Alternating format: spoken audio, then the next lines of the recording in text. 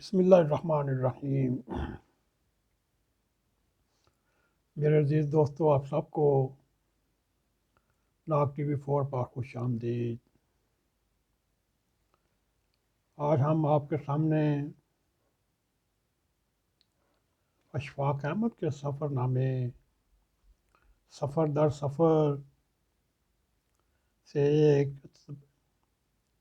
پیرا لیا ہوا ہے جو آپ کے سامنے پیش کریں گے۔ وہ اپنے لاجواب کلام میں یہ لکھتے ہیں: میں نے رقیبوں کو محبت کی آگ میں جلتے اور بسم ہوتے دیکھا، پھر ان کی راکھ کو کئی دن اور کئی مہینے ویرانوں میں اڑتے دیکھا۔ میں ان لوگوں سے بھی ملا ہوں جو محبت کی آگ میں سلگتے رہتے ہیں اور جن پر وقت گزرنے کے ساتھ ساتھ ہلکی تہ بھی چڑھ جاتی ہے، پھر اور وقت گزرنے پر دوبارہ ہوا کا ایک ایسا جھونکا گزرتا ہے کہ اس کی راکھ جڑ جاتی ہے اور انگارے پھر بھی دھڑکنے لگتے ہیں۔ ایسے لوگ بھی میری زندگی میں گزرے جو چپ چاپ محبت کے سمندر میں اتر گئے اور کسی کو کانوں کان خبر نہ ہوئی۔ دوستو، وہ لوگ بھی ہیں جو کاروبار کرتے ہیں، دفتروں میں بیٹھتے ہیں اور دور دراز شہروں میں بھی جاتے ہیں اور پھر دریا بھی روکتے ہیں، ڈیم بھی بناتے ہیں، ٹانک وغیرہ بھی چلاتے ہیں اور محبت کو لے کر ہر وقت اپنے سینے میں رکھتے ہیں، چاہے وہ مسافر ہو، سیاح ہو، کوہ ہو اور دشتوں میں پھرنے والا ہو۔ آپ کسی کے بارے میں بھی یقین سے نہیں کہہ سکتے۔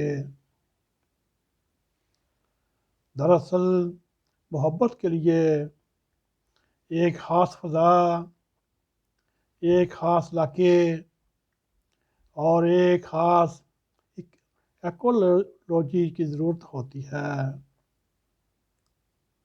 اس کے لیے دو لوگوں کی یاد دلوں میں ملنے کی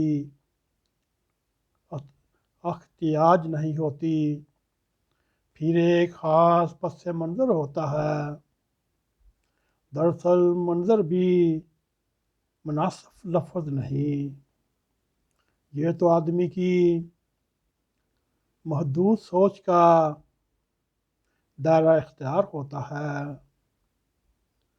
اور اس کے لیے ایک اور چیز جس کی ضرورت ہوتی ہے، جس کا نام ابھی تک تجویز نہ کیا جا سکا۔ میرے عزیز دوستو، یہ تھا برصغیر کے ٹاپ کلاس کے دانشور محترم اشفاق احمد صاحب۔ کسی پبلسٹی کے محتاج نہیں، ان کے عمر والے بھی پرستار تھے، جوان بھی، اور جو نوجوانی میں قدم رکھتے ان کے لیے ایک تگمہ حسن ہے۔